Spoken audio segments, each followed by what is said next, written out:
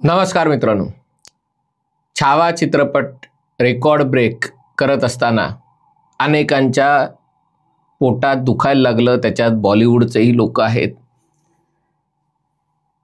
त्यांनी आपली पोटदुखी बाहेर काढली। आज त्याच्यात आणखीन एक भर पडलेली आहे, ती म्हणजे ज्येष्ठ अभिनेते नसरुद्दीन शाह यांची। जसं वय वाढलं तसं त्यांचं बहुतेक मानसिक संतुलन ढळायला लागलेलं आहे आणि ते आता पूर्णपणे ढळलंय असं आज समोर येतंय। इंडियन एक्सप्रेसमध्ये त्यांनी एक लेख लिहिलेला आहे, त्याच्यात त्यांनी मुघलांचं उदात्तीकरण केलेलं आहे। आता या नसरुद्दीनबद्दल दोन शिवसेना, एक मनसे, राष्ट्रवादीचे दोन पक्ष काय भूमिका घेत आहेत ते बघणं आवश्यक आहे। कारण एरवी गेले महिने 2 महिने याच विषयावर विधिमंडळात असेल किंवा रस्त्यावर असेल भाषणं, आंदोलनं हे सगळं सुरू आहे। या लेखाची पहिली ओळच वाचून माझ्या डोक्यात तिडीक गेली। या लेखात नसरुद्दीन शाहनी लिहिलं आहे की औरंगजेब हा जेवढा मुघल होता त्याच्यापेक्षा तो जास्त राजपूत होता। म्हणजे औरंगजेबाच्या शरीरात मुघलांपेक्षा, मंगोल लोकांपेक्षा राजपूतांचं रक्त जास्त असल्याचं, आज जर DNA चाचणी तेव्हा जर केली असती औरंगजेबाची, तर त्याच्या शरीरात मंगोलांपेक्षा राजपूत रक्त दिसलं असतं। या एका वाक्यातनं त्याला बरंच काही म्हणायचं आहे।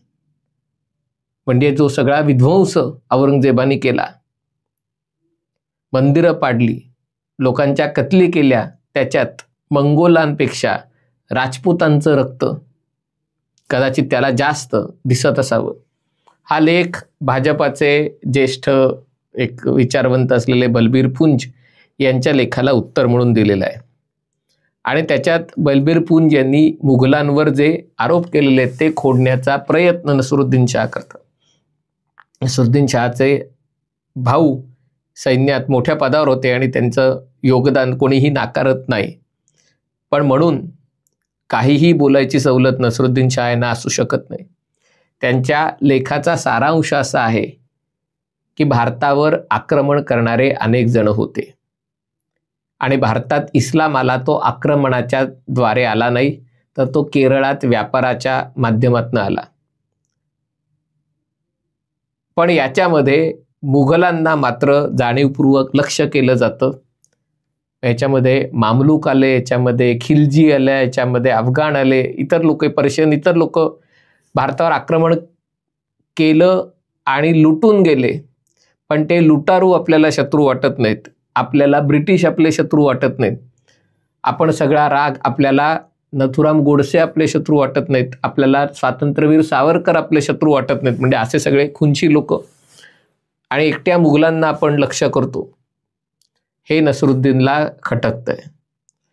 त्यांचं म्हणणं आहे औरंगजेबाचा अपवाद वगळता बाकी सगळे मुघल हे सेक्युलर होते, निधर्मी होते, उदारमतवादी होते, कलासक्त होते। त्यांच्या काळात भारताचं साहित्य, भारताची संस्कृती, भारताचं स्थापत्य, भारताची चित्रकला, हस्तकला या सगळ्यात प्रचंड मोठी भर पडली ती मुघलांमुळे पडली। आणि हे सगळं नाकारून मुघलांना व्हिलन ठरवण्याचा प्रयत्न केला जातोय, त्याच्यावर त्यांनी टीका केली।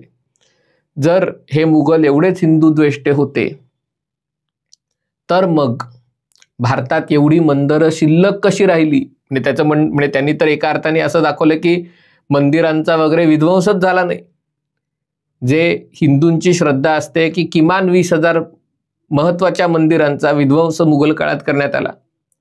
दक्षिण भारतामध्ये जशी तुम्हाला जुनी मंदिरं दिसतात, जी 1000 वर्षापेक्षा जास्त जुनी आहेत, तशी मंदिरं बघा उत्तर भारतात, महाराष्ट्राच्या उत्तरेला खूप कमी दिसतात। जी दिसतात त्याचा विध्वंस करण्यात आलेला आहे किंवा करण्याचा प्रयत्न केलेला आहे। पण नसरुद्दीन शाहच्या दृष्टीने असं होऊच शकत नाही, कारण जर असं झालं असतं तर देशात मंदिरच शिल्लक राहिली नसती। दुसरी गोष्ट, नसरुद्दीन शाह मुघलांनी धर्मांधतेने पाडलेल्या मंदिरांची तुलना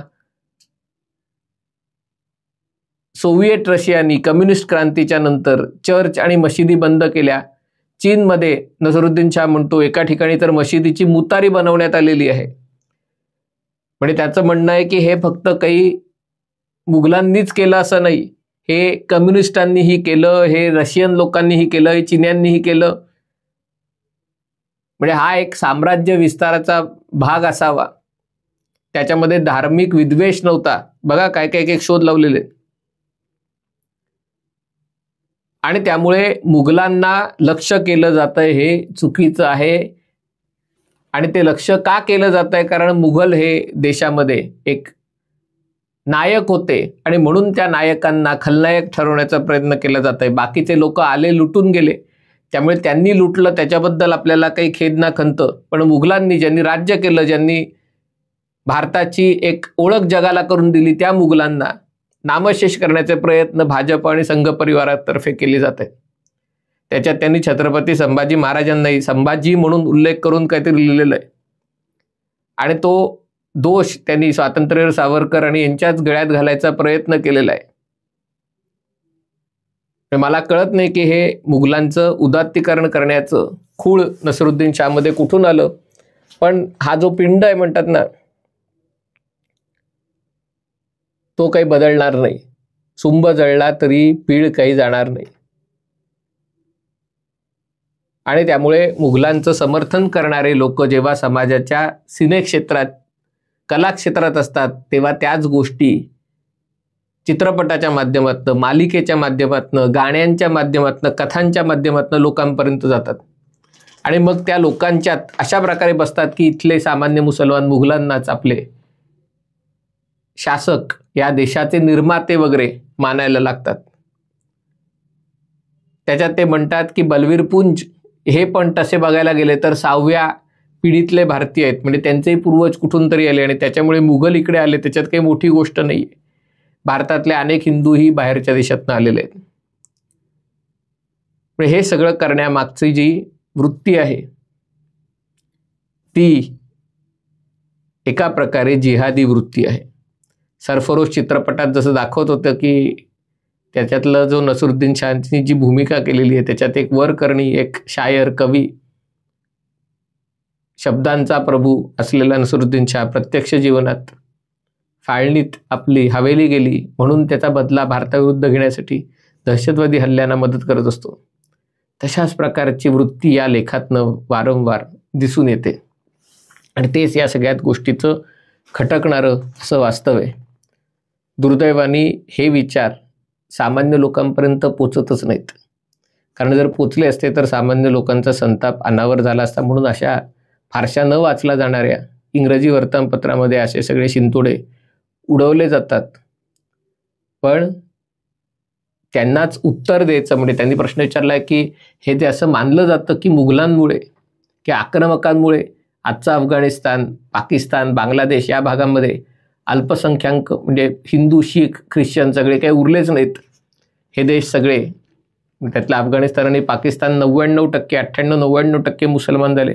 बांगलादेशही त्याच मार्गावर आहे. आणि मग एकटा भारतच कसा काय उरला? त्यांच्या सैन्यात कोण होतं? किती लाख लोक आले होते? अशा प्रकारचा प्रश्न उपस्थित करणं, खरं तर मी हे अतिशय जबाबदारीपूर्वक म्हणतोय, इतिहासाला एका प्रकारे त्याच्यावर प्रश्न उपस्थित करणं. जर हे प्रश्न पुराव्यानिशी उपस्थित केले गेले तर त्याचं स्वागत आहे.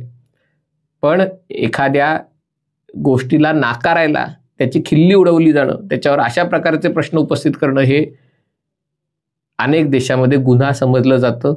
पूर्व युरोपात, जर्मनीमध्ये अनेक ठिकाणी होलोकॉस्ट, जे जर्मन लोकांनी 60 लाख ज्यूंना दुसऱ्या महायुद्धाच्या दरम्यान मारलं, त्याबद्दल प्रश्न उपस्थित करणं, त्याच्यावर शंका घेणं, हे झालंच नाही अशा प्रकारचे सिद्धांत मांडणं, अशा गोष्टींना जर्मनीमध्ये आणि इतर देशांमध्ये शिक्षेची तरतूद आहे. पण भारतात मात्र सहिष्णुतेमुळे कोणी यावं, टपली मारून जावं असे प्रकार चालतात. कोणीही इतिहास लिहितो, कोणी म्हणतो मनुस्मृतीप्रमाणे शिक्षा झाली. म्हणजे औरंगजेब मनुस्मृती वाचत होता आणि मनुस्मृती वाचत वाचत त्यांनी बहुतेक छत्रपती संभाजी महाराजांचा छळ केला. हे असे इतिहास तज्ज्ञ हल्ली सर्वत्र दिसून येतात. त्यांना टेलिव्हिजनवर जागा मिळते, वर्तमानपत्रात लेख लिहितात.